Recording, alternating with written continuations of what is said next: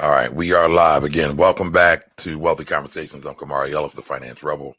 Just had a little technical difficulties. Had to disconnect and come right back, and now I'm here. So we are broadcasting live on Instagram. We are broadcasting live on Facebook, and we are also broadcasting live on YouTube. All right, so give me 2 seconds, y'all. Let me just reshare this back out. You know what? I probably won't be able to do that either. For some reason, I don't know why, but for some reason, I haven't been able to share a lot of stuff out on my Facebook. Hey, Latoya, can you do me a favor? I'm having some technical difficulties. Can you share this stream for me and share it to my personal Facebook page? Y'all know this is live when I'm asking my friends on Facebook to help me out. Just tag me in it. I greatly appreciate it. But listen, everybody, again, today's Saturday. Every Saturday, the Finance Rebel Show, our segment on Saturday is Wealthy Conversation. So I always do a weekly review of money, right? What's going on in these markets, what's going on in these money streets. I usually talk about stocks, taxes, things like that. Showbiz, how are you? I talk about all those things. And we usually have a guest. And so today's guest is the Kaizen Investor. The Kaizen Investor will be coming on and talking to us about all things mindset. Matter of fact, the Kaizen Investor is actually in the IG stream as I mentioned her name. So I guess that is the universe working its divine intervention. All right. So real quick, since we are on a bit of a time delay with the technical crunch we just had, stock of the week this week is Peloton. All right. Also going to be talking about all of these IRS, PPP, or SPA scammers that are going on out there, and a few other things that I found interesting out in these markets. All right, so listen, the S&P 500. Let's check in with the stock market. The S&P 500 closed at 3,340 points this week. All right, 3,340 points. So the S&P 500, again, the S&P 500 is the 500 largest businesses or companies in the United States. Most of those companies do business around the world. They're on a global scale for the most part, right? They're what's called large cap businesses. Those are businesses that are worth 10 billion in value or more. And then you have some that are what's called mid cap and some small caps as well. Small caps usually are about $2 billion or more. The scale fluctuates depending upon what industry you are in. All right. But the S&P 500 is up 3.4% year to date. All right. Oil prices, $37.39. Now, today, when I talk about oil, I'm talking about the WTI index, right? There's two oil indexes or two indexes that track oil, right? You got the WTI, which stands for Western Texas Intermediate. Again, WTI stands for Western Texas Intermediate, and that price of oil closed at $37.39. That is down 34.95% this year, right? Year to date. Now, there's two oil indexes, right? So there's WTI, that's primarily for United States oil, and then you have Brent oil. I usually talk about WTI oil because, again, that's what represents the United States. Ironically enough, WTI, again, Western Texas Intermediate, is not in Texas. It's actually in Oklahoma. So that's a small fun fact for everybody to know. It's actually in Oklahoma. It's a major distribution point for oil in that Texas, Oklahoma region. Even oil from Canada comes down to WTI and gets distributed as well.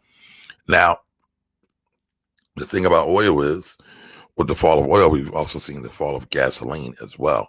So that's very, very significant. Now, gold, 1948, $1,948. That's what gold closed at on Friday, and gold is up 25.88%. Again, 25.88%. So we've seen gold run up. Anytime you see gold run up, usually there's some people in the marketplace that are scared, that are frightened, that don't know what to do with their money, and so they run the gold.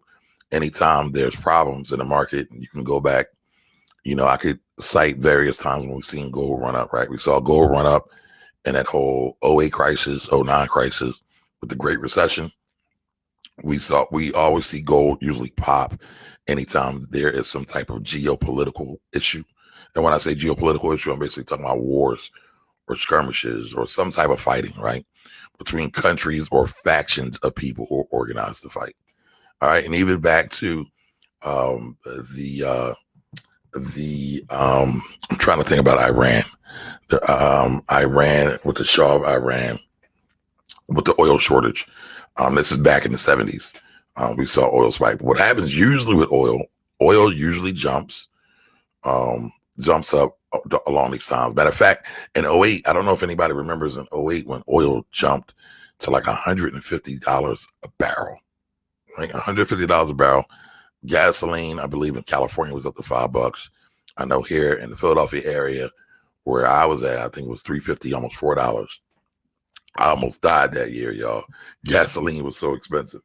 So, you definitely want to keep an eye out on these big market indicators because it'll kind of give you a map as to what's going on generally in the world as it relates to money.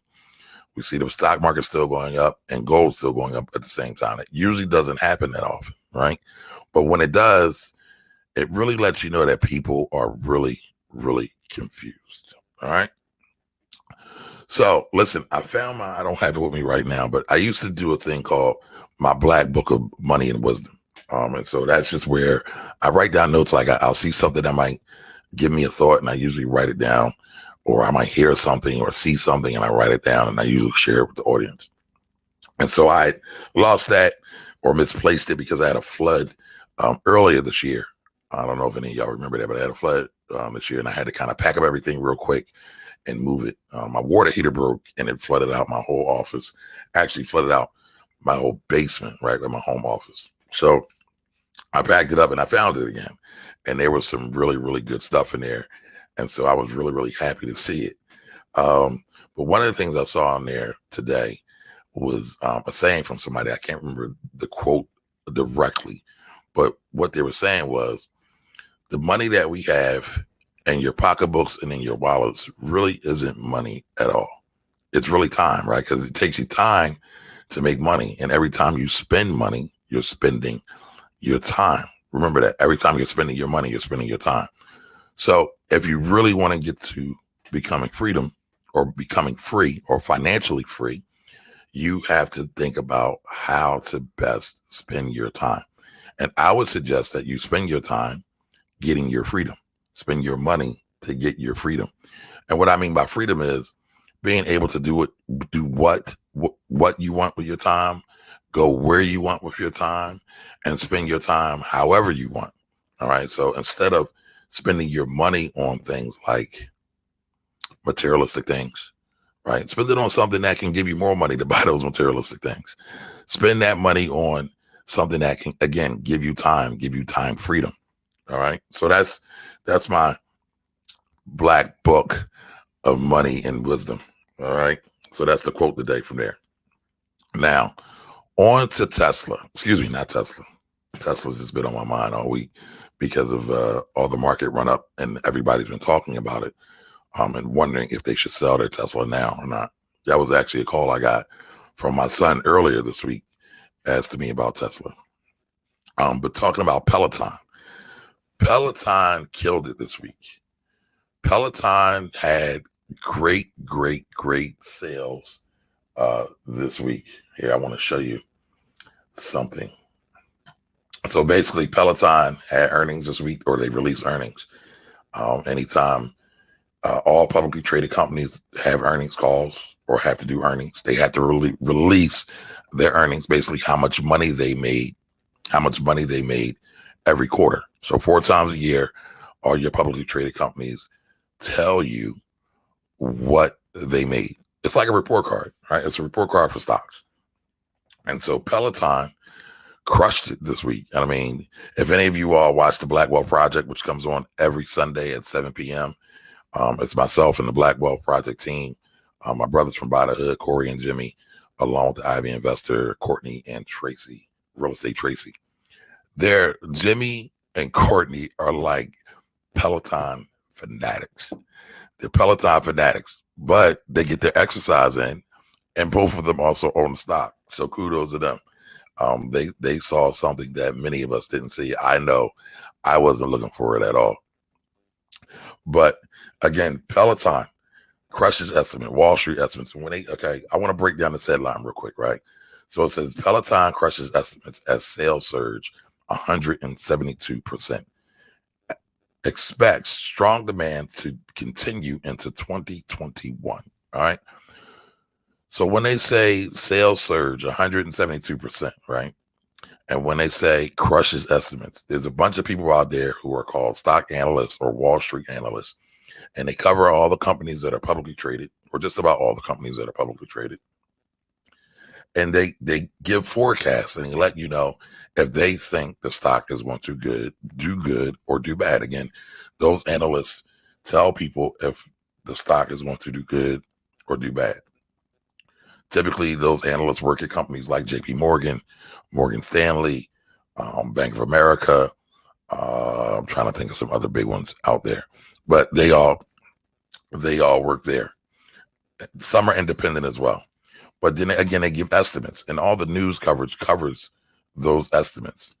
Because anytime you hear them say like JP Morgan raises guidance on Peloton or raises price expectation on Peloton, the analysts are telling folks, the analysts that work at JP Morgan are telling the rest of Wall Street media that they expect Peloton to do better and sometimes do worse, right? So you might hear upgrade or downgrade. All of these are also opinions, though. Some of them are well-informed opinions. Some of them are not well-informed opinions.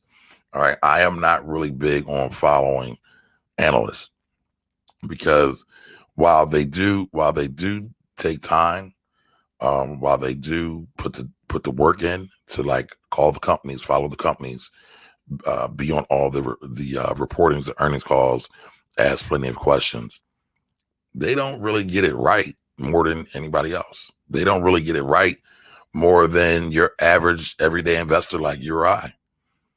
So in a way, they're kind of guessing at it, right? So when they say, again, the estimates, were better or stronger than people believe, it's their guess. But the market is driven by that. And what you see is when they do better than estimates expect, the stock price probably jumps. All right. So again, Peloton, great quarter, 172% in sales increase. That's phenomenal. Again, I see the Peloton cult team in effect, with Jimmy and Corey over at the Black Wealth Project. They ride their Pelotons or they walk on their Pelotons almost every day. Matter of fact, I know a bunch of people who have Pelotons.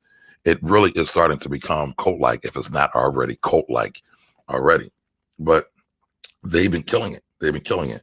So I want to read some numbers to y'all about Peloton. At the start of the year, Peloton stock price was $29.74. Again, $29.74. Today, on Friday when Peloton closed out, it was $84.04.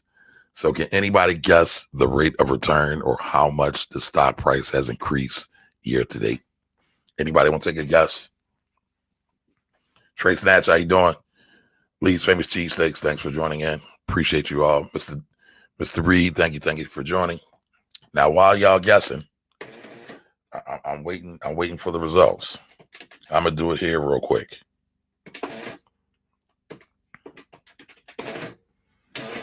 So the stock price increased by $54.30. So that's one key on how to calculate the rate of return on something.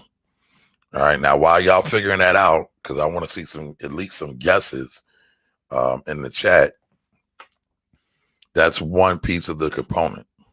All right. So Latoya, thank you for sharing. That out for me. I appreciate you. Again, I'm not sure why I can't share my stuff. I guess I need to share it before I go live. It's Edith. Good morning. How are you? Thank you for joining this morning. Adrian Anderson, how are you? Adrian, I caught you yesterday on the Buy the Hood Friday show. You was over there dropping some gems. Definitely appreciate you. Ms. Edith says, good afternoon. What is the significance of September 14th in the stock market? Buyer day, please explain. I need to look that up. Now, I know y'all think I know everything. I don't. I want to look it up real quick, though. I think that might be triple witching, though. And it's one of those technical terms. It's one of those technical terms. Let's see. I'll come to that. So, all right, nobody guessed how much Peloton increased by price. I don't see any guesses. Y'all afraid to do some math? Come on now. Jerome Wiley came through 200%. Yeah. So basically what you do is, and again, I don't want to bore y'all, but I do want y'all to kind of understand it. All you do is figure out the difference between what the price increased from. So it increased $54, and then you divide $54 by $29.74. That's where it started at. So $54 divided by $29.74. So that would be 183%. So shout outs to Jerome, because listen, we round up in the world. Jerome said 200%.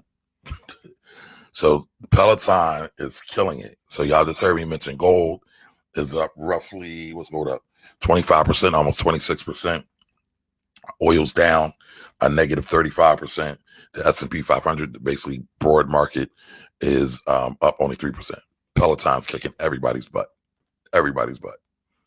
So, you know, when you think about investing, you got to think about all these things. Sometimes you'll have great companies. Oh, I didn't see that. KLBM. Good morning to you, by the way. So, you know, a lot of times people aren't really thinking about that. But you want to be able to figure out how much your stuff is, or how much your stuff has increased or decreased. All right.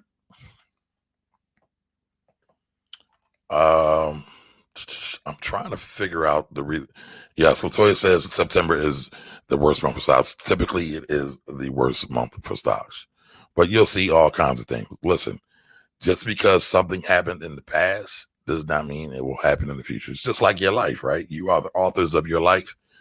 It's like you're writing a book.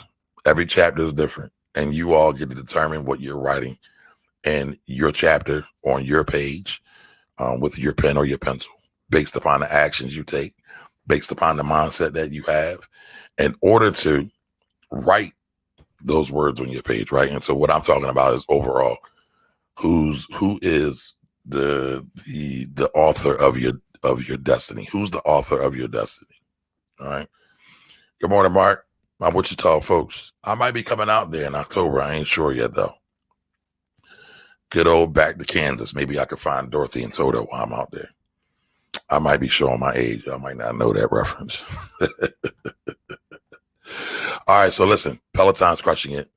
A lot of people are still in this market. They're a little scared because they've seen a lot of the tech stocks pull back, right? Apple has pulled back.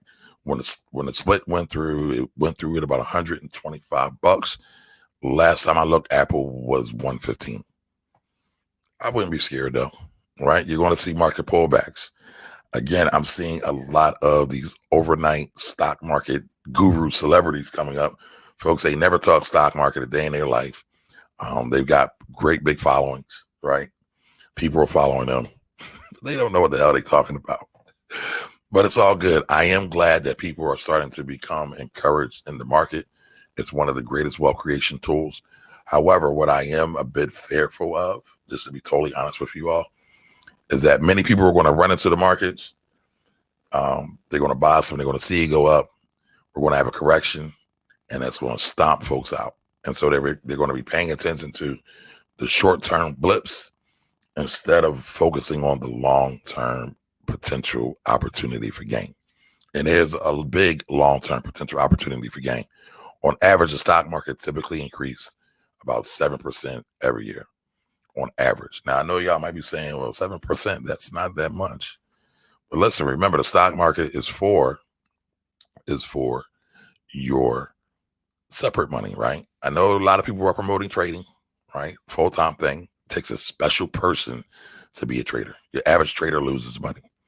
But I'm talking about for your everyday folks that just want to kind of buy and hold, it's a long-term play, right? You shouldn't be trying to figure out how to pay your rent with your investments. That's the wrong way to go. Unless you really, really mastered it. And again, I don't have any gripe. Some of y'all think I be hating sometimes. I don't have any gripe with people who want to trade, day trade, swing trade, options trade, forex trade, futures trade, commodities trade. I don't have a problem with any of that. But learn the market first. Get your fundamentals in order first. Understand what's really going on before you take the plunge and commit all your life savings. I literally had a young brother who was a client. I don't know if he considers me a mentor, but he calls me often. And he said, "Man, I'm thinking about putting my whole savings into the market." Now, this is a real estate guy. Made some great deals, made some great money on some wholesale deals he put out. And he literally said, "I'm thinking about putting all my savings in the market." Now, your average guru would have said, "Go ahead, go for it. Jump out the window, pull your parachute." I said, "No, don't do that. Take a little bit of money and you can start to develop that. You are a real estate guy. Be a real estate guy. Be true to you." Right. And I hope I'm not coming off too preachy this morning, or I'm basically the same all the time, right, y'all? But I said, don't do that. That's not the wave. That's not for you. Stay true to the stock. Stay true to real estate. That's what you said you wanted to do. Everything goes up, right? The stock market goes up and down. Relationships go up and down. Real estate prices go up and down. Everything goes up and down. The real winners in all this stuff are the people that can survive the ups and downs. You got to be built for it, whichever way it goes. All right. So that's it on the stock market. Waiting for my guest to come in. Hold on 1 second. Trying to see something here. Give me 1 second. All right, cool. So as I was saying, be true to all of this. And don't be afraid to miss out, right? I've been telling folks the stock market is running on FOMO now. Anybody know what FOMO means? Somebody put FOMO in the definition of FOMO. Yeah, Mark, if I come to Kansas, I'll definitely hit you up. Chaotic Limited, how are you? Good morning to you as well. Latoya Owner says, don't invest what you can't afford to lose. Absolutely. That's facts. That's total facts.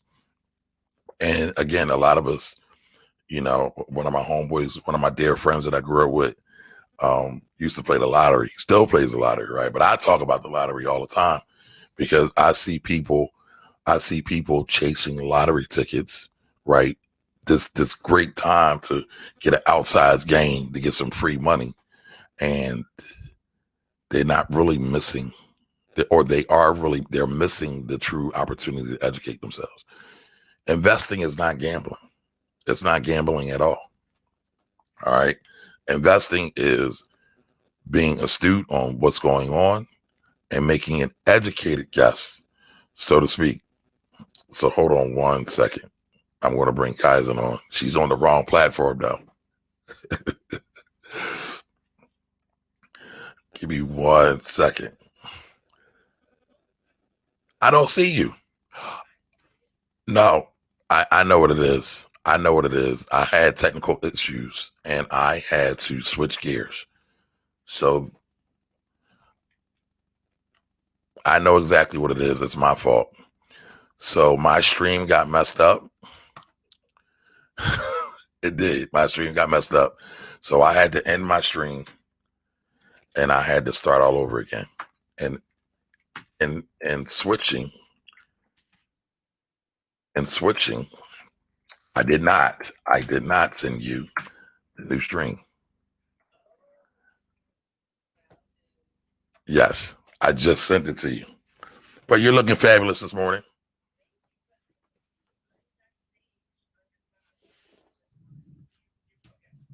Yep, I just sent you another one. So that's the one. Now, I think I've been trying to figure out how I could go live and broadcast at the same time, but I usually get a bad echo. Oh, okay. Okay. See, you're so smart. You're so smart. So the folks on IG can hear you. And the folks, ladies and gentlemen, I know y'all think I know a lot of stuff, but I just learned something today from the Kaizen Investor. So give me 1 second as we pour her on. And as we're pulling her on, I want to talk about one more thing, right? Because I've been talking a lot about all the PPP fraud that's been going on. I've been kind of chronicling all of that's been happening. And I want to just show you this one clip. My IG people, just be patient with me. You won't be able to see this, but I still want to share it. Because the Department of Justice, the FBI, they're not playing. And you wouldn't believe how many calls I get about people and their harebrained schemes to defraud the government. Listen, I don't knock anybody's hustle. Get it how you live it. Just know this. I love orange. I look great in orange. I do not look good in orange jumpsuits, total body jumpsuits. I don't look good in federal government commissioned polo shirts either. I don't look good in federal commissioned khakis. I don't look good in any of that. I see you coming in, Kaizen. So I want you to hear this real quick. Now, through our swift. So I just wanted to play this clip. The government has prosecuted or is beginning the prosecution of about 57 people who have stolen $175 million. But listen to this short clip. In conjunction with charges previously brought by the Criminal Division's fraud section since early May of this year, bring the total number of defendants charged by the Criminal Division with PPP-related fraud to 57. These numbers are revealing. The cases we've charged involve attempts to steal over $175 million from the PPP and actual losses to the federal government of over $70 million. Now, through our swift efforts to date, we have been able to recover or freeze over $30 million in PPP funds, and we expect to add to that total in the future as we seize additional funds and liquidate assets that defendants have purchased using illegally obtained PPP funds. Our cases are diverse in size and scope, involving fraud ranging from requests for just $30,000 to, as I mentioned before, approximately $24 million. And they span the country. We have brought charges in no fewer than 19 separate judicial districts across the United States. All right, so y'all saw it, right? Y'all saw everything that's going on. There's a lot going on, y'all. I don't want y'all to get caught up. I'm trying to give you all. Just that one patient with the coronavirus that come into your facility, and you don't. So I know a lot of times we're hunting for lottery tickets.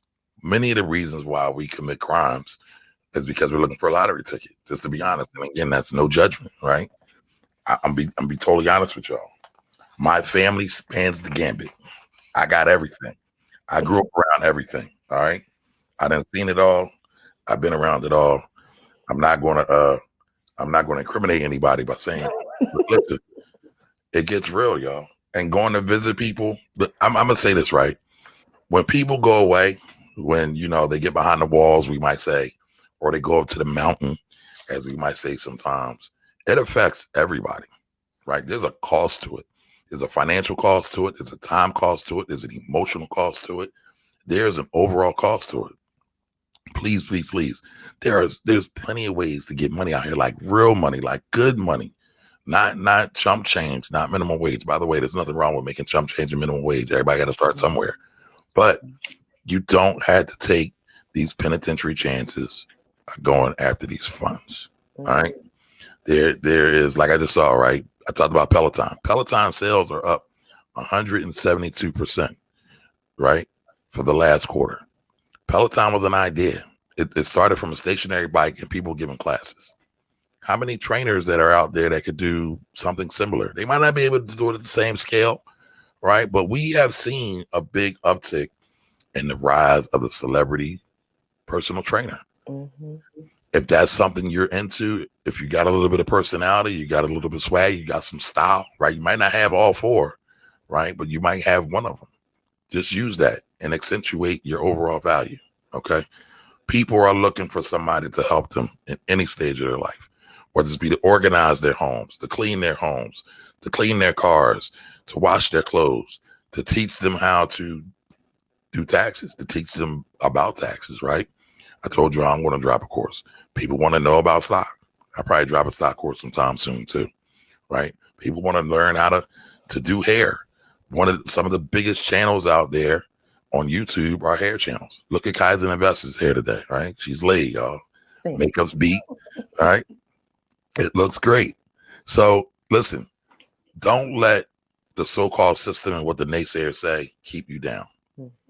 You are God's greatest creation. We're all God's greatest creation. Use your divine talents and abilities to feed your family. All right. So with all that said, right, without further ado, I am super duper proud to get the Kaizen Investor on. I've been trying to sit down and talk with this lady for quite some time right now. Listen, before we get started, the Kaizen Investor made sure I purified my soul. I had to go jump in the lake of Minnetonka and purify my soul, y'all. So we're going to have a great conversation today and we're going to have some fun. But me and the Kaizen Investor, we've been IG friends for some time. Yeah. We found each other. I don't even know how we found each other. Trey Snatch. Always shout out to Trey Snatch.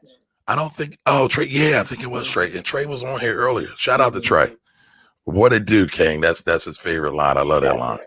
But yeah, so shout out to Trey Snatch. But we found each other and we just been rocking. She finds me every Wednesday. She even sends me tips, y'all, sometimes. In fact, I used some of that money to buy some stock last week. So thank you for that, Ms. Kaizen Investor. But wanted to get her on because I did her show. We had a great conversation. And I wanted to talk to her about some things because she's different than most of the IG celebrities out here and the YouTube celebrities out here. She goes deep. Y'all know I am not a surface person. I really love things that are, what's the word I'm looking for, y'all? That have substance. I like things that have substance. And I saw one of the lives, and we've been talking before. She did a live talking about the brain. All right. And the brain's impact on mindset. Mm-hmm. So that's going to be a large portion of what we're talking about today. But I also wanted everybody to get a chance to know the Kaizen Investor and her dopeness, her divineness, and all of that. So everybody can get acquainted with her. All right. So Ms. Kaizen Investor, please tell everybody who you are. I hope I did you justice. I know you're an investor. I'm so flattered. I know you also work in the medical field. Mm-hmm. And so I just wanted to talk to you today, chop it up, and deliver that divine guidance you always give us. No, I'm serious. Like, your stuff is dope. Serious. Like, I don't make stuff up. I might have a little fun, but I don't make stuff up. I try not to lie. I deeply appreciate it. Thank you so much. First of all, thank you so much for having me on the show. This is an honor. Oh, well, thank you. Seriously. Thank you. So hopefully I'm making you feel comfortable and you can let your guard down. I am. For those of you guys don't know, I got to give you all the inside tip before we even get started. I literally called Kamari up yesterday because I had to let him know that I am not used to being a co-pilot. I am accustomed to being the interviewer. I am accustomed to being the host. It is hard being the guest. So this is challenging for me. This is me stretching myself today. Listen, y'all, I mean, I don't know if y'all know this, but I love beautiful Black women. I love beautiful, smart Black women. I don't have a problem being a co-pilot. Every now and again, I will yell out directions, though. My wife will tell you that. If you're going the wrong way, I gotta step in. I gotta step in. That's only fair. There's no ego here. So we just gonna have a conversation. So hi, everyone. My name is Gia. I go as the Kaizen Investor in these internet streets. My platform is centered around personal development for the African American entrepreneur, because I feel like that community is grossly underserved. And just like every other Black woman out here, or just woman in general, when you see a need and you don't see anyone filling it, then you just step up and do it. So that's what I've been doing, helping people lead, grow, and prosper through the area of personal development. I love it. So I got to ask, what does Kaizen mean? You and a billion people always ask that question. So, Kaizen is basically a Japanese philosophy that's centered around the belief of continuous improvement. And actually, it builds continuous improvement with the goal of it yielding major results over time. And so, the first time I actually heard that was actually my mother. She shared a book with me. And that concept really resonated with me because, first of all, Japanese culture is really cool in general. But that idea resonated with me because it was centered around the idea of honoring the journey and putting emphasis on the journey as opposed to the American ideal, which focuses too much on the end result, right? So we always want to get there, just get there. And by golly, get there and make it good when you get there. So you want everything to be fast and to be perfect, which perpetuates this idea of this microwave society we see today, right? We want fast results. That's the same reason, like you mentioned earlier, why people who are novice in the stock market don't understand that wealth is built over time. More of a Kaizen philosophy as opposed to the American philosophy, which is let's get this fast money. Let's get it. Let's get it. So that's basically it. So that's why I choose to call myself the Kaizen Investor. Honestly, as a reminder to me that it takes time, seriously, and also to remember that my obsession is now improvement, and that's it. And so that's why I celebrate my improvements. And on my platform, I encourage others to do the same. Because when you're focusing on constantly improving, then you're always winning. But if you are focusing on the end result, then usually you are discouraged before you even step on the court. That's dope. That's dope.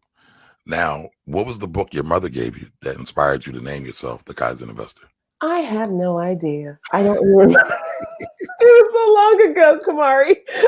Somewhere up in my room. Well, apparently it left a big impact on you. An indelible mark, yes. You said something that I kind of loosely talk around a lot of times. You said the American ideal of just kind of get to the end result, right? And you also talked about Japanese or Eastern philosophy. I know the Japanese and Eastern philosophy in general focuses more on the group, and Americanized ideology and philosophy focuses more on the individual. And I talk about that a little bit, but what are your thoughts on that as it relates to improvement? Oh my goodness, it has a huge effect on improvement. I mean, that's the reason why people have their own communities and self-help groups, right? First of all, as humans, we're constantly looking for community because community helps us to affirm our own identity. So when we are able to find people who look like us or act like us or do the same things we do, it reaffirms who we are. And so that's why it's more important. I shouldn't say more important. That's why it is so important for the community of Black entrepreneurs to have each other, support each other, and also provide a space so we can be vulnerable with each other. That was the thing that I saw lacking on social media. So I tried to provide that myself, right?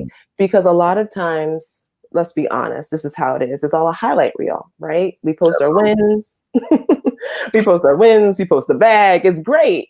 And I trust that the intention is pure at all times. I choose to look at things. I know, Kamari. I know, Kamari. I'm just saying. I know. However, keep it up. However, I find it more encouraging when you tell me how you got there.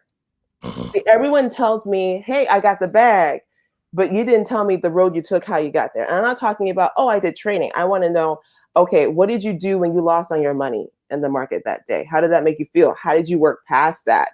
Because that is where the gems are made. I mean, it goes back to, may he rest in peace, Kobe, right? Everybody knows the man, what made him a phenomenal man, period, and also athlete was his mentality. Mamba mentality, Black right? Mamba. Exactly. The man was relentless. Okay.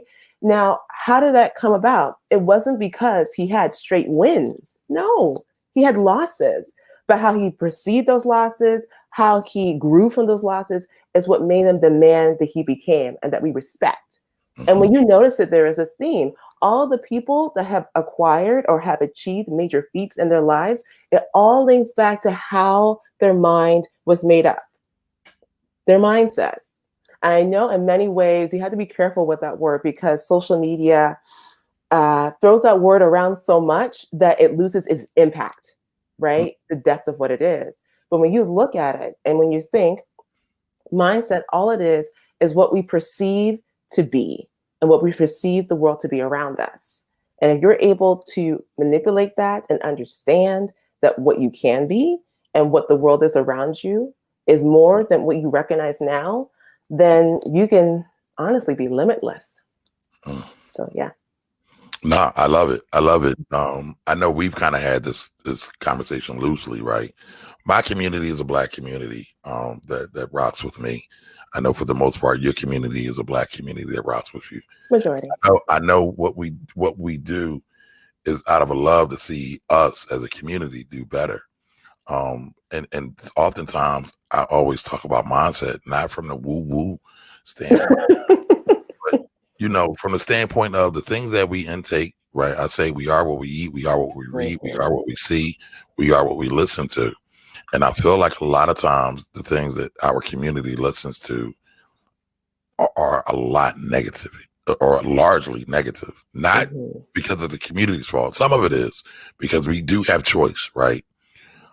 But media, Americanized media, has painted Black folks in such a demonstrative manner over the centuries, not just decades or weeks or days, but over the centuries. I think many of us have internalized some of that negativity.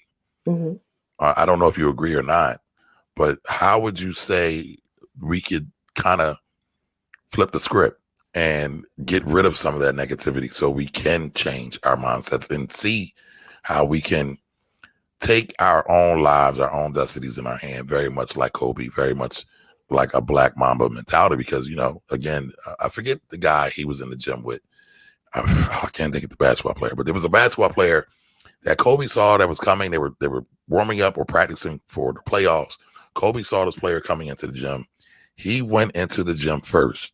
So when the player got there, he walked in. The player saw him, and they worked out. They worked out kind of hard. They were working out separately at different ends of the court. And then he said, well, I'm done. And Kobe stayed and kept playing because his mentality was he wasn't going to let this guy see that he was going to finish before him. He was showing him, he was signaling, he was telegraphing to him that I'm the man. I am great. You're not as great as me. And so I'm going to be here longer than you. How do we get that mindset into the hearts, minds, and brains of people in our community today? I feel like the first thing to do is recognize that external narratives do not define who we are. They don't. But how we act can either confirm or deny whether or not these are true, right? So the first step, honestly, is to take away the power of these false narratives. The problem is that certain communities choose to perpetuate it, right? Some choose to do that. So the first thing to recognize is, once again, whatever stories or imagery that is told about us, and sadly, some of that imagery and content is produced by us, disappointingly, choosing and recognizing that the external narrative does not define who we are. It doesn't. Now, then you have to take a concerted effort to figure out, okay, then who am I? What does that look like? And that's why, honestly, that's why I do my interviews every week. I really, really do, because I always desire, for those who do not know, every Sunday I do interviews where I interview entrepreneurs of all backgrounds, of all facets in life, to share their stories of how they have achieved what they have achieved in all different phases of their businesses. And I do that deliberately in the hopes that people find their Roger Bannister. And for those who aren't familiar who Roger Bannister was a man way back in the 1950s who ran a mile under 4 minutes. And why that's such a big deal is because back then in the 1950s, it was believed that it was impossible to run a mile under 4 minutes. They believed that you would die. Your heart would explode. You would drop dead. It was impossible. But a dude named Roger up in England, I want to say. Let me know. Is it England? I don't even remember if it's I think England anymore. But the point is that he ran a mile in 3 minutes, 59 seconds. Was it 3 minutes, 59.4 seconds. He did it. Okay. And here's the point. It wasn't the fact that he did it, it's what happened afterwards. Yep. After he did it, 2 months later, someone broke his record. 2 months. 2 months. So the reason why I say I want people to find the Roger Bannister is that Roger Bannister, the effect was he broke what people believed to be impossible. He showed that quote unquote barrier never existed. So every week I speak with people so that they can share their stories in hopes that someone who's watching finds their Roger Bannister, finds someone that looks like them, that their message resonates with them, and they can see themselves pushing further and going, working harder and pushing further. Now, it's funny because we're adding on to what you said, right? Mm-hmm. I always say we have to kind of define our own narrative and create for ourselves, kind of like the concept of Kuji Chakalia. Roger Bannister did that, right? He created his own narrative and he fulfilled his own destiny. He created it because he said he wanted to do it. He made a choice to do that. And, again, I wonder how many of us could be Roger Bannisters if we just made a decision to create our own narrative. Not to say this would happen overnight. I'm sure he didn't just wake up one day and say, you know what, I'm going to run a 4-minute mile. Well, he might have been a 4-minute mile, but he had to work to get to it. You don't just get to that off the bat. And I mean, in the 50s, they didn't have great sneakers. They had terrible sneakers, right? So just think about all the adversity he had to overcome just to do that. And he decided to do it, and he did it. Mm-hmm. And I just wonder, again, for our community around the globe, who are the dopest people ever, most creative people ever, and has a clear track record of greatness, how many of us will be even greater if we just woke up one day and said, you know what? I'm turning the TV off. Mm-hmm. I'm only going to consume things that are great, or at least I believe that are great. And I'm going to fulfill my greatest purpose, my greatest destiny, my life's work. And that ultimately will be an inspiration for other people in your community, because like you said, that track record, I mean, that record that he broke, like you said, they broke it 2 months later, but it's broken several times since. Yes. So it took one guy to say, you know what, I can do this. Right. And I know a lot of times in our community, we say, well, they only allow a couple of us to hit millionaire or billionaire status. And that's a barrier in and of itself. That is a limiting belief in and of itself. Right. Because my thing is, well, how many times are we going to go and crack the ceiling or crack the wall? We're going to get our hammer and keep hitting at it until we break it. It doesn't matter how many are quote unquote, because I don't actually believe that. I do believe, listen, racism is here, right? That's clear. We see it every day. However, your greatness is greater than racism, but you have to know and believe that and work at it every day. And again, we fight against this lottery mentality all the time. Lottery mentality is the devil. We need to just extinguish it and get rid of it and know that every day that we just have to improve, kind of like the Kaizen Investor. Mm-hmm. So, all right. Sorry. No, go ahead. No, carry on. So I was going to ask, so your name is the Kaizen Investor. So what are you investing in? Me. And how are you applying Kaizen? Me. It all really started, I'll give you, it's a long story, but I'll keep it short for time's sake. I got time. It all started actually with me pursuing this road of real estate investing and learning all the nitty-gritty about it. And when I did that, when I engaged with people over and over again in meetups, I noticed an underlying theme, which was, this is all a mind game. It really is, right? Talking to sellers, closing, working with buyers, all of that is all a mind game. I noticed who was more comfortable interacting with other people. I noticed how they were able to interact with each other, how deals were closed. And to me, it was funny and interesting watching all of this go down and then watching other people succeed and those who were not succeeding at the rate that they had desired for themselves. And when I spoke with them, guess what? What was the problem? Their mindset. Right. Everything, because we all have the same tools, especially today. I mean, look at us. We are broadcasting lives from our homes, engaging with people. The barriers, the glass ceiling that we want to maintain, and yeah, I am using it. A lot of people want to maintain these barriers so that they can say they can't. They really don't exist anymore.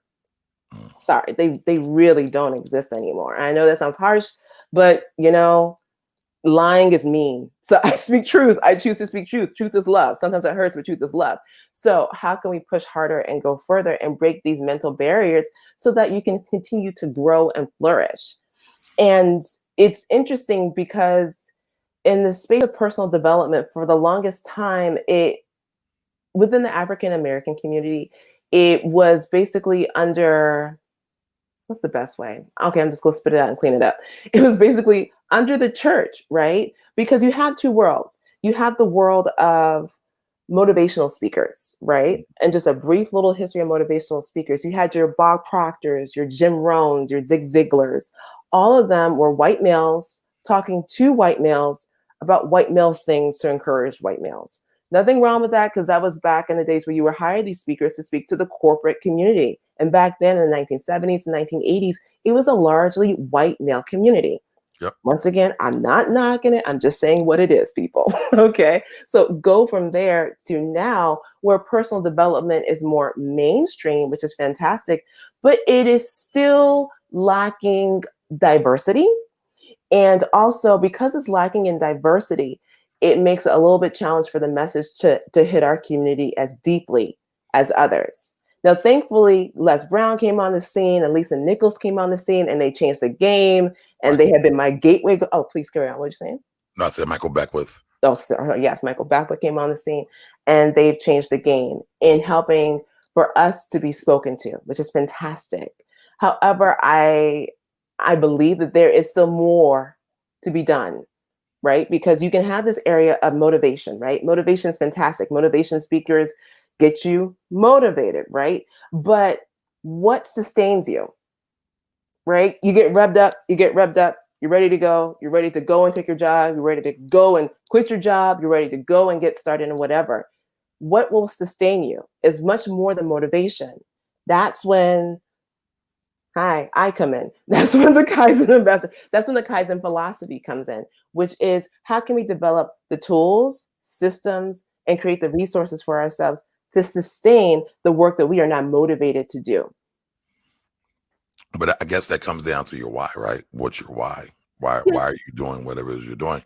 And I recognize that's an offshoot of your mindset overall to a certain degree.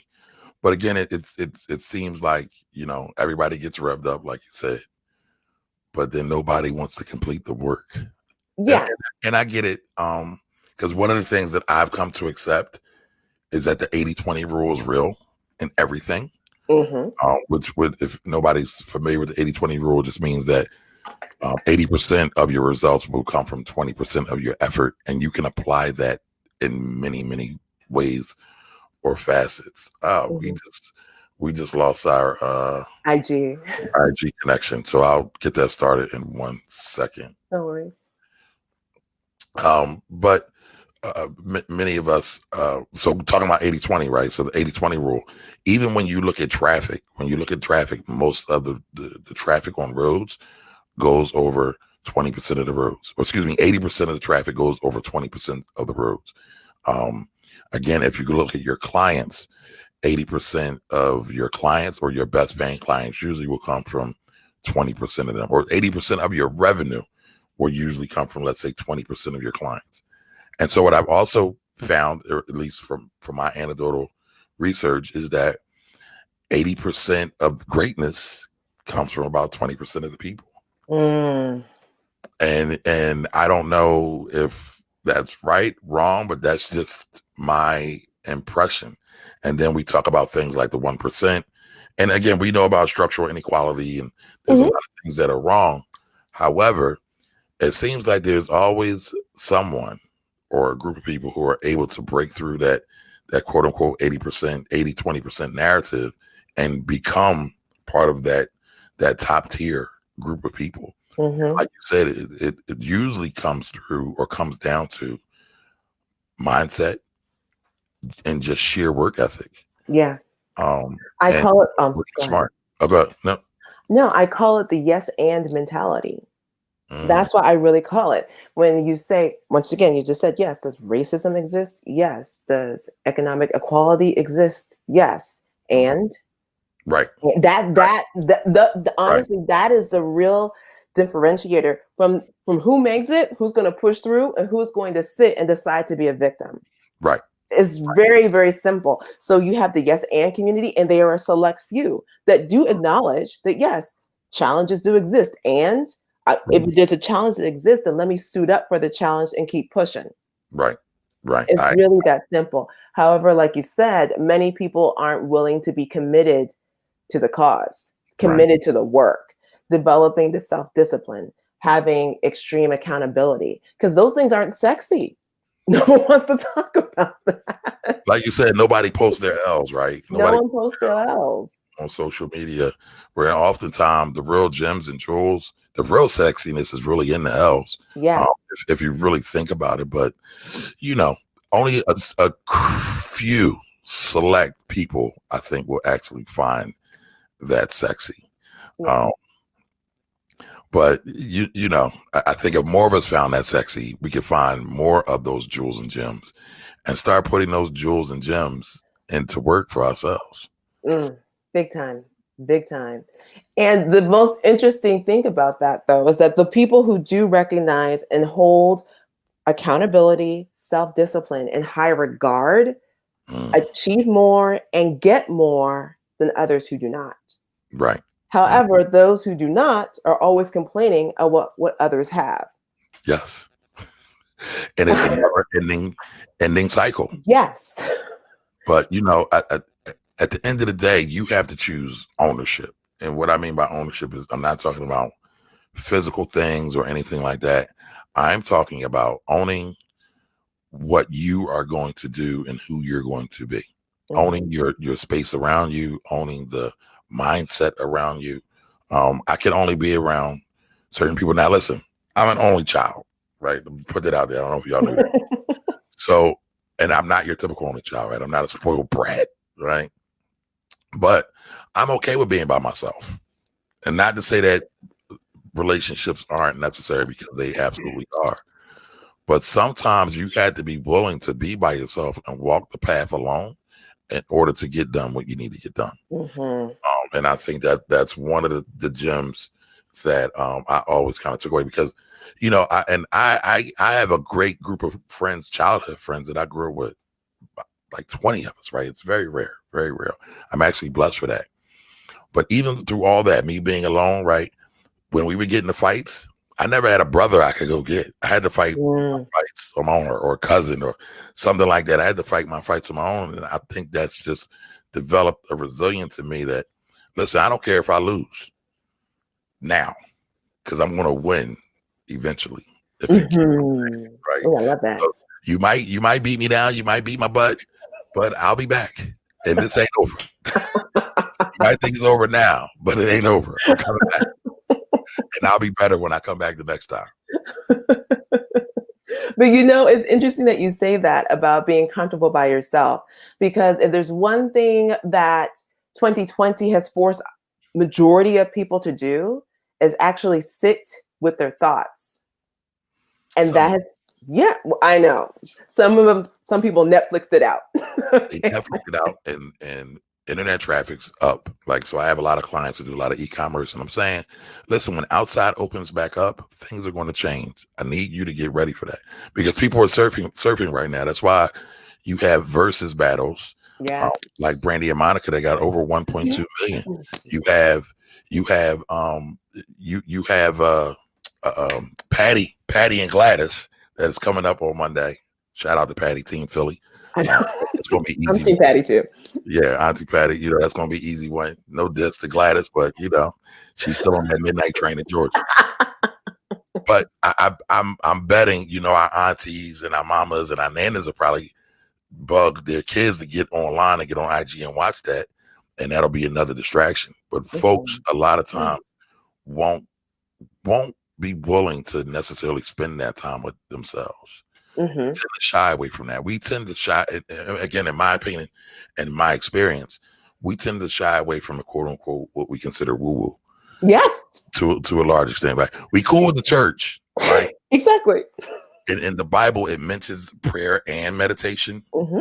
A lot of us are not into the meditation part of that, and because it's considered woo-woo. Mm-hmm. So, when you compile the being by yourself and doing maybe some other things that are not a part of American society, but can definitely help us, we tend to shy away from it. Mm-hmm.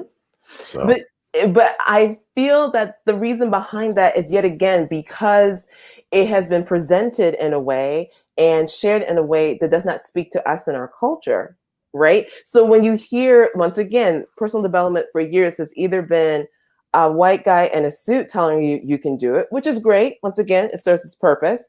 Then you have the other side of it, which is the overly spiritual ashram yoga, yo, oh, yeah. And once again, I'm not knocking any of it, but does it speak to our culture? Not as much. Now, thankfully, things have changed, and now we are. I don't know if you're familiar with Black Girls in the Om. Like, they do a phenomenal job. I think I've seen them. Please check them out. Okay. Phenomenal. However, it's making sure that that message is tailored towards us, for us. And the best way of doing that is showing the practical application in everyday life. Because nobody has the time to sit down, what Chris calls applesauce, Right. to out. No. If you can, big up to you. I will push back on that. We do have time. You don't create the time, and that doesn't. We have a mental block when it comes to that. So how do we overcome the mental block? First of all, I need to state that that's not required. Okay, no. That's not required for anyone. However, what is required is you sitting with yourself, you hearing yourself, because when you are able to hear your own internal your internal thoughts, you're able to hear what programming has been running in your head for years. Okay. Right. Once you hear that programming, then you can actually hear and question, is that really true? And then you recognize there's a lot of nonsense that you've been holding on to because you thought that that was true for you and it's not. And sometimes these lies that we hold on to, we create for ourselves, but a lot of it we have inherited or have been passed down deliberately by those around us. Now, the reasons behind it are different. Majority of the time, it comes from a space of love because people want to protect you because they've been burned, something happened to them. So they think, well, I can't, I tried. So you definitely can't do it, Kamari. Kamari, there's no way you could have a radio show because I tried and I couldn't do it. Kamari, you can't be the next Larry King, okay? So don't even get your hopes up. They're trying to protect you. They're trying to protect you, but it's hurting at the same time. Oh, you were about to say something, Kamari? No, I was just going to say that a lot of times they do it unintentionally. Like it's totally unconscious to them. Even some of the protection stuff, even some of the things that we do that we think is part of our culture that I won't go too deep into it now. We could argue that really isn't part of our culture. It's something someone taught us that we just kind of carried on and kept, and it doesn't really work for us and nobody's challenged it. Exactly. So, on both fronts, but I want to pivot for a minute here. It's not really a pivot. Me and my wife tried something you put out there, right?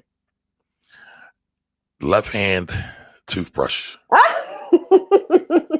Right. So you did a whole segment about minds or the brain and pathways in the brain, right? And you said, well, let's try this. Let's try to brush our teeth. If you're right-handed, brush your teeth with your left hand. If you're left-handed, brush your teeth with your right hand. Now, listen, the audience that's watching, I want y'all to try it. I want y'all to try Gia's experiment. It's very interesting. I don't want to say I couldn't do it. I did do it. But what was very interesting was I almost always started with my right. And I thought, oh, I'm supposed to be doing this thing. And then I shifted to my left. And yes, it was definitely not not pretty. It wasn't that bad though, but it wasn't pretty at all. I had toothpaste everywhere on the mirror, on my pajamas, just like all stuff. It was crazy. But it got me to thinking, and I've kind of thought about some of this stuff before. When I was younger and when I played basketball, my coach would always say, yeah, you can dribble good with your right, but what can you do with your left? And so he would force me to dribble with my left until at a point I got pretty good with dribbling with my left. I wasn't as good with my right, but how if I did more things that made me uncomfortable, how would that help to develop me as a better rounded person? So please expound on that, the whole experiment, the whole brain pathway thing. I'm totally ignorant to that. So, I'll bow down because you work in medicine as well. Yeah, and I'm a full-time nerd, to be honest. I'm very proud of that. Full-time nerd. I love it. Nerd unite. I'm a nerd myself. So that was that whole project was all around neuroplasticity. And I can go nerd out, but once again, for the sake of time, neuroplasticity is your brain's ability to learn new skills and new beliefs. And the exercise of brushing your teeth with your left hand is an object lesson of what your brain is capable to do if you train it to do it.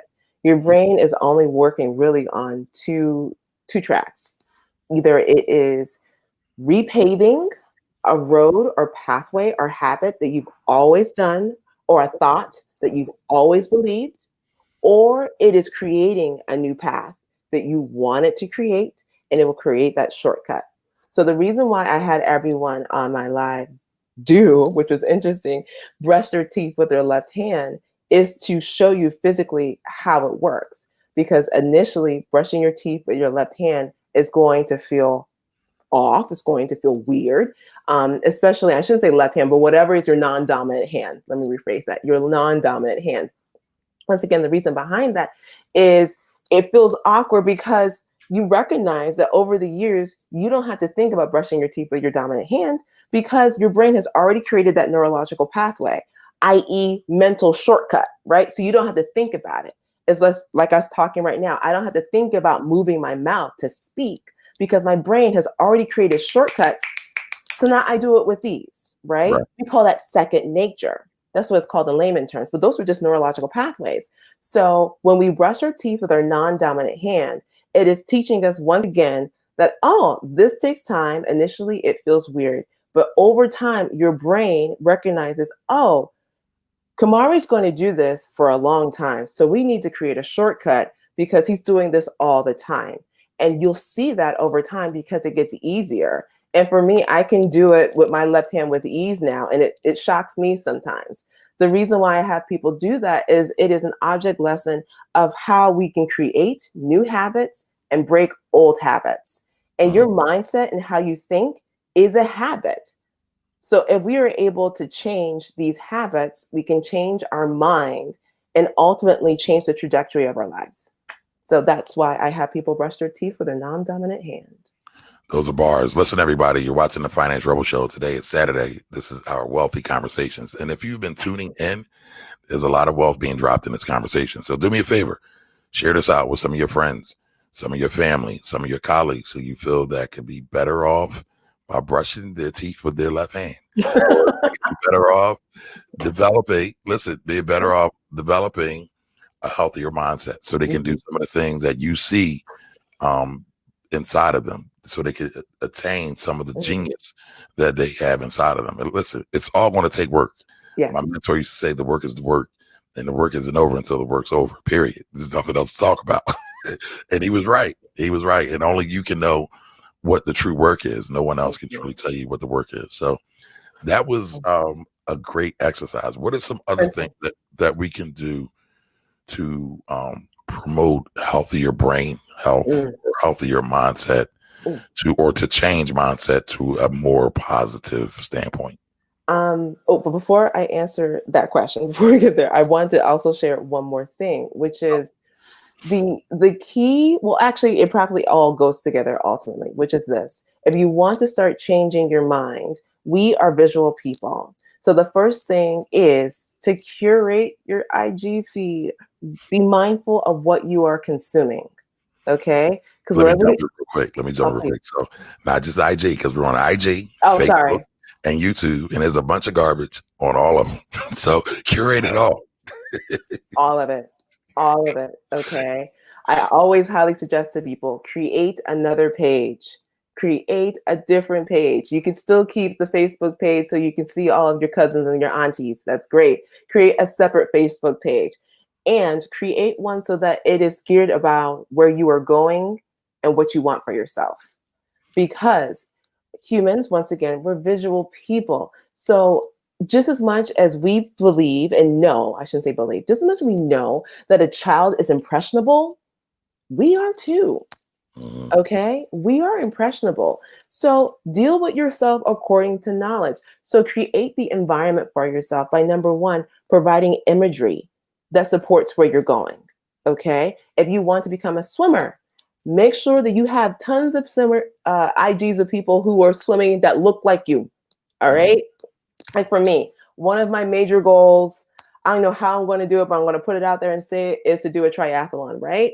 So I knew that. Yeah, totally. I love it. So No, I laugh because one of my best friends is actually training for a triathlon, and he always gives me credit because I had him run the Broad Street Run last year, which was about 10 miles. He was severely overweight. He's dropped a lot of weight now. He's got like a whole battery in his back now. wow. He's surpassed me by far. I'm still running. I'm trying to catch up to him now. But it's funny because he does the same thing. I'm starting to do the same things. Like one of the guys I really enjoy is David Goggins. If anybody Love him. Yeah. David Goggins. So like if you want to see a runner or somebody who's mentally tough, he's tough now. Yeah. Check out David Goggins. I won't talk about some of the stuff he talks about. Like I said, I had to jump in the Lake of Minnetonka before. I appreciate it. But I do concur. David Goggins and oh my goodness, the guy who wrote Extreme Accountability. He's also a Navy SEAL. Jocko Willink. Jocko Willink, yeah, he's dope too. I follow him as well. Yep. Which is fascinating because it all goes back to what mindset, because they're all Navy SEALs. And once again, I love to study things like that. So I was always fascinated about the training of Navy SEALs. And when you study Navy SEAL training, you recognize and you learn very early on that even though it is physically grueling and they do break these men and women down, the center around it is mindset. Right. How willing, build them back up. Yes. Yeah. How willing are you to get the mission done no matter what? Right. And it is fast. I highly suggest people, if you have time, study it. But it is fascinating to me. But going back to what you were asking before, which is number one, creating the atmosphere for success for yourself. Because many times people believe that we can just grind through it. That's another narrative that I see on social media, which is, oh, we go hustle, we go grind, we go hustle. You just got to push through it. Yes, I get that. That does have its place. However, I want everyone here to work smarter, not harder. That's why the first presentation or first lesson that I taught via social media was neuroplasticity. Because if you can learn how your brain works, you can learn how to work your brain. I mean, we're always talking about finessing situations. Learn how to finesse your brain. That's a tweetable right there. Finesse your brain, okay? That will decrease the amount of energy and exertion that you do when you hustle. If anything, I'm encouraging everyone to hustle mindfully, okay? Hustle mindfully, all right? Let's be smart about this because there's a lot that we have on our plates. There's a lot that we desire to achieve for ourselves. And it's very unique to our communities because we have, like I said, a lot of our plate. We want to build generational wealth, right?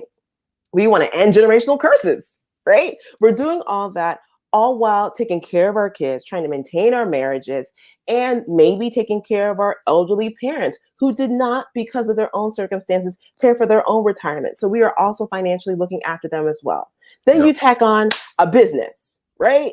On top of that, a new venture. That is a lot. That is a Herculean feat, okay? We have to be strategic about how we go about our goals. The energy that we use. I want everyone to be energy efficient. I said it yesterday. I see a lot of people doing the most with the least.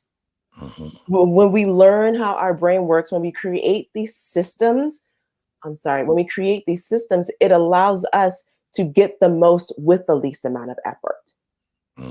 So taking the time out to learn efficiency. Yeah, efficiency, exactly. So taking the time out to learn how your brain works, to create systems around you to make sure that you have the correct framework, that you have the right support to get you where you need to go is imperative. So one of my favorite words is a word called heuristic.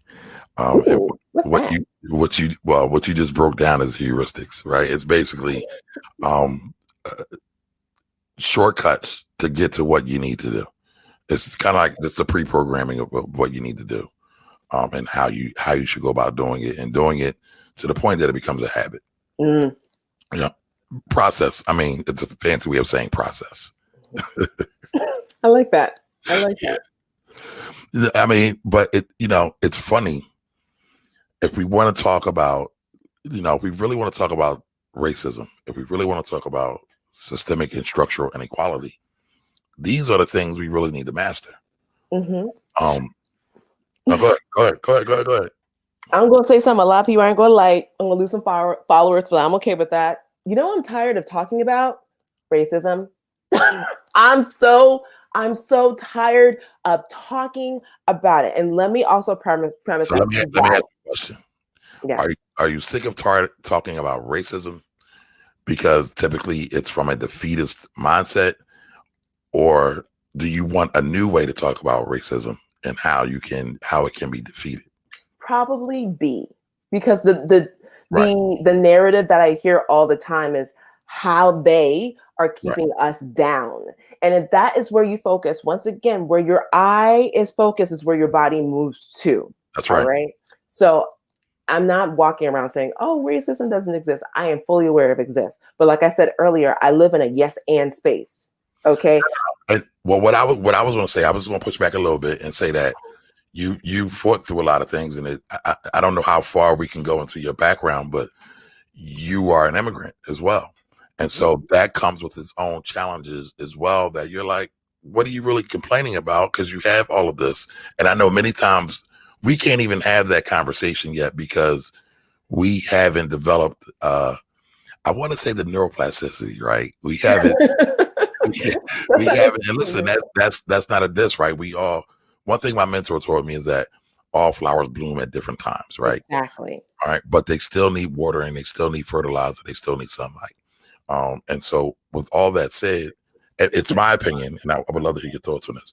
We still have to talk about racism Of course. because we have been lied to so much. We don't understand our history. We don't understand so much. And so now, in order to do some of that, so we can get to where you want to go, we have to undo the mess. So you kind of got to destroy and then rebuild. Kind of like the Navy SEALs, right? We got to destroy these old mindsets, destroy these old myths, destroy these old media stereotypes, right? Destroy this BS history that's been taught from 3 years old up to Now. to now. And that didn't just happen in a day or a week or a month. That happened over centuries. Mm-hmm. And it definitely impacts our ability to create wealth. And so I was just pushing back a little bit to say, I think you probably just want to talk about it in a more enlightened fashion. Yeah. Because it's very nuanced, right? Because many of the things that we say are racially motivated or racially inspired really aren't. They are a byproduct of sometimes our laziness. And listen, laziness isn't just physical. We can be mentally lazy, right? So Definitely. when I tell people we don't, Kanye has spurred a whole generation of people who don't think there's value in reading. There's absolutely value in reading. But here's the thing, right? There's nuance to that. You don't just want to read things that confirm your bias or confirm what you already think. You also want to read things that go against what you already Exactly. think. So you could expand your horizon and expand your thinking and be more objective in everything that you do. Because when you're able to do that, you can see so many more angles. Exactly. But I'm sorry, you want to eradicate racism by not talking about it, right? First of all, Mr. Ellis, do not put words in my mouth. I'm only playing. I'm only playing. You know I No. like that fun. I choose to be a solutionist. We have to be. I am a solutionist. We have to be. Okay. And with that, I also want to clarify. Yes, I am first generation American. I was born here, but my parents were born in a beautiful country named Panama. So yeah. So with that, interesting. I feel that I have been blessed because I have lived a life where I've had two glasses on, right? So I've seen the world from a traditional American background, but I've also seen it from an immigrant background, right? Because just like the same stories everyone else hears, my parents came here with nothing and made phenomenal things happen for themselves. And when I saw that growing up, it was very confusing for me. I am going to say, I was very confused by people who would say, well, we can't or they can't. And I'm like, but my father did. But Right. Who's this we you talking about? you know, and then they'll say, well, black people can't. I'm like, but my dad's black and my mom's black and they did. So I am not trying to be facetious. I really was like, I don't really get it. I don't really get it. And it all went back to, this ain't gonna be pretty. It all went back to people being willing to do the things that they don't want to get the things that they want. Right. And once again, I apologize if I offend anyone, but this is my truth and I stand in my truth. It goes back to that Mamba mentality, right? Yep. And the hunger is different. Let me tell you something. That immigrant hunger is a whole nother beast. All right. Because it's not only providing for yourselves, we are also providing for our families back home who are riding on us. Right. It's a different beast. So the drive is different. We are not here to play games. We are here to get it done. And we have a short period of time to do it. And to be honest, there are legal issues involved in many of those cases, right? Yep. So the drive is different. The hunger is different. So therefore, the execution is all the more so intense. No, I totally agree. That's why I think these conversations, and I've kind of shared with you my thoughts on, or my ideology about blackness. I think we need to have more conversations like this so we can see different ends of the spectrum, so we can understand that it's not black and white. It's not binary. It's not the black folks that were born in America just hates the rest of the black people in diaspora and vice versa. That's not it. We just have different experiences, and we have a different perspective all the time. And actually, all of us can benefit from understanding each other's perspective individually, as a family group, and as a community overall. Because what affects one affects the other. And I think that's the thing I would really like us to begin to really understand and internalize more. But I want to hustle like an immigrant. I might get a T-shirt to say, you know what, I'm hustling like an immigrant. Christina Charles has a T-shirt that has that. Christina everybody knows the joke about being Jamaican, right? How they have several jobs. I don't know. I've heard other Jamaicans say it, but I always wonder, like, are Jamaicans offended by that when folks say that? But, you know, I think there's value to that because basically their mentality is, I'm going to get it regardless. Exactly. And that's there is no plan B. I need you to, there is no plan B. There is no. Plan B is I'm going to keep working. Yes. Well, I guess I got to get another job then. Where there's no. Right. And to even go further with that, what happens when you're first generation American is that the pressure on you is a whole nother level as well, because you are constantly reminded of the sacrifices your parents made for you to get to this country and to get you into a good school. You better perform. Yep. All right. So it's just different. It's just different. So it's interesting, like I said, especially coming from a Spanish speaking country, when I hear people say, well, oh, you know, these Latinos, you know, they come in and they take over. And I think to myself, they're not, oh, this is going to sound so bad. Sorry. But I'm just like, they ain't scared of work. They're scared and they come here to get it. And so they'll be mad that they got it.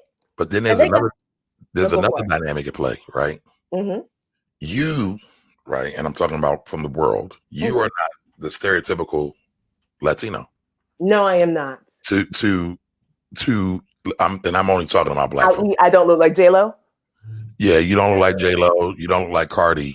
They don't realize that the majority of Latinos are actually Afro Latinos, who often suffer colorism and all kinds of other things as well. But again, that takes study, that takes time, and like you said earlier, that ain't sexy. No, that ain't sexy. Well, yeah. Yeah, but that's okay though. That's okay though. It's great because I can just eavesdrop like a G. No one knows. Sounds. Sounds. So yeah, that's fine. That's totally fine. But yeah, the experience of being a Black Hispanic or Afro Latino, that's what we call ourselves, is unique. It's cool. It's a blessing.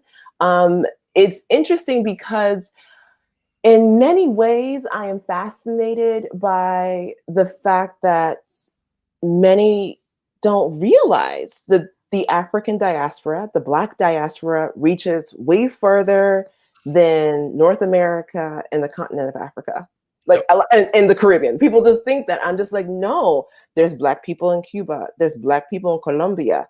I always share that not the first lady, the vice president of Costa Rica is a Black woman with a beautiful twist out, by the way. She's gorgeous, right? The Miss Universe Miss Universe 2004 of Peru was a beautiful Black woman with chocolate skin. Yeah, we're everywhere. We're everywhere. The diaspora is beautiful.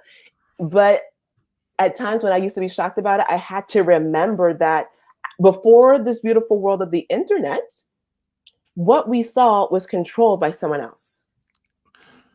And to this day, the reason why people don't recognize that Afro-Latinos exist is because when you turn on Univision, Telemundo, do you see this face? No. And when you do see it, she's a maid or is a crook, right? So that's that nonsense that we're still dealing with within our own community, right? Because I'm sorry. What were you saying? That's not our community. That's mass media. And then our community just perpetuates what they see on mass media. However, and I'll say this, like, I'm a Pan-Africanist, and that doesn't mean anything crazy. That just means I see the connectiveness of Black people, not only in America, not only in Africa, but throughout the whole world. And I don't really get a chance to talk about it from a wealth perspective because most people aren't really interested in it. However, there have been Pan-Africanists, I'll say this, the Pan-Africanists who are my mentors will tell you all the time that had it not been for the Afro-Latinos, we wouldn't know as much about our culture and our true history as we know now, because the Afro-Latinos preserved much more of the culture than we did here in the United States. So a lot of times we'll say, Black folks will say, well, they don't want to be Black. No, it's not. it's a deeper thing. But we don't want to do the research. And I don't want to generalize everybody, but many of us don't want to do the research. And so we wind up developing or perpetuating these skewed thoughts about us as a people. Of what Blackness is. Yes, thank you for completing that, because you're so right about what Blackness is. And it's not, Black isn't just Black Americans, right? That's not Black. I'm trying to think the famous Stephen Biko line. Because basically Stephen Biko is the one who actually even created the whole idea of Black consciousness. And he's a South African. So, when you start doing the history and the research, it will really blow your mind. But I could keep you all day long and talk about this. But I know you gave us a lot of jewels, but what's one thing you would ask the audience to do today to help them broaden their mindset today and continue to build on that? It's a strong one, believe it or not. If you're willing to take a cold shower, I know that sounds so weird. That sounds so very weird. But you said one thing, because once again, when they take that cold shower, they'll think of me and they'll go, "Oh, that crazy lady." But let's all right, but wait a minute. Let's define cold shower, because there's gradients, there's different levels of cold, right? So when we're in the shower, we pass the halfway point going to cold, or we just talking about straight cold, straight to the straight cold. Here's the reason why. Once again, my platform is built on personal development for African Americans of color, right? Of entrepreneurs, okay? So with that, in many ways, we run away from fear, right? And that's humans in general. We run away from fear. We run away from discomfort.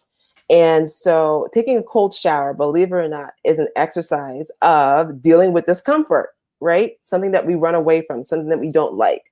But as entrepreneurs, as humans, we have to deal with uncomfortable situations all the time.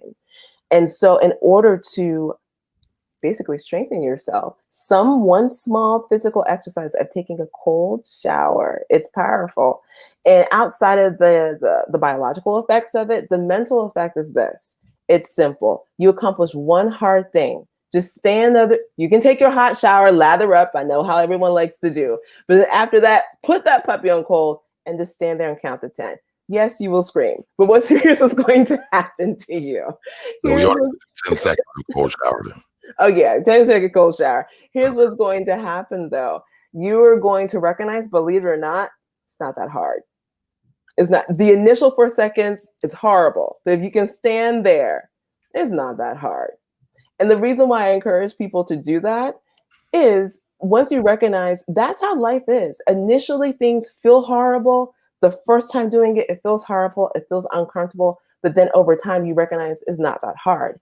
And what happens when you do that, it creates a domino effect. Then you realize you can tackle that small thing. It's very, very small, but it has a serious effect on your brain. You're going to do the next small thing. You're going to have that uncomfortable conversation because you recognize it's not that hard. It wasn't that bad. Well, there it is. Take cold showers, folks. Not just for us frustrated folks, but for us who want to develop You're a mess. for us that want to develop a better mindset. But listen, in all seriousness, right? You do see people doing the ice baths now because when you stimulate your skin with cold, it tends to help circulate the blood, and the circulation of the blood helps to heal. So I'm sure outside of the mental, and you said it, the biological, but it probably has so many other healing properties. Huge. We just don't have time. Yeah, that's phenomenal. Well, listen, everybody, I appreciate everyone tuning in today. Listen, go follow the Kaizen Investor. That is Kizen, the Kaizen Investor on YouTube. She has a YouTube channel where a lot of her interviews are featured. She is on IG. She's a beast on IG. She does an interview every Sunday. What time on Sunday do you? 7 p.m. Eastern Standard Time. So that's why I miss them, because we're competing. Oh, really? Not really, but my other show comes on at 7 p.m. on Sundays as well. But listen, to get this knowledge, y'all, it's no excuse, right? We can all watch this stuff on demand. By the way, if you missed this or you came in late, you could always go back and watch this on demand on YouTube or on Facebook. So there's no excuses. Gia dropped a lot of gems, a lot of knowledge, and this is just the start. So just take some of these things, Google it, Google cold shower, or Google what does a cold shower do. Google neuroplasticity. Google, say it again. Neuroplasticity. So Google neuroplasticity, right? And go a couple steps deeper than just this conversation we're having. This conversation is just the catalyst or the spark for you to go dive a little bit deeper. And as you dive a little bit deeper, right, we can all build up together and build a better community together. And us having a better community makes us more powerful and makes us able to help more and bring more into our community and be helpful to them as well. So again, I'm Kamari Ellis. My guest today was Gia, the Kaizen Investor. I thank you all for watching. Listen, I will be back on Wednesdays. Y'all know we do Wednesdays, Wealthy Wednesdays. I just realized something. Everything that I do kind of has wealth in it in some kind of way. But I'm not just talking about wealth from a money standpoint, right? I'm talking about it from a more holistic standpoint, because the better you are mentally, the better you are physically, the better you will be financially 9 times out of 10. So listen, take these gems, run with them, and come on back on Wednesday. By the way, do me a favor. Go check out my podcast, The Finance Rebel Show. You can catch a lot of the stuff that I do here live that you couldn't catch live. You could also listen to on my podcast while you're on the go. So you don't have to be glued to your screen. You can go grocery shopping. You can walk on a treadmill. You can walk your dog and listen to some of these powerful conversations when you're on the go. So again, thank you, everyone. I appreciate you all. I'm honored that you all show up and continue to show up. And I will continue to show up for you as well. So have a great Saturday. Thank you so much.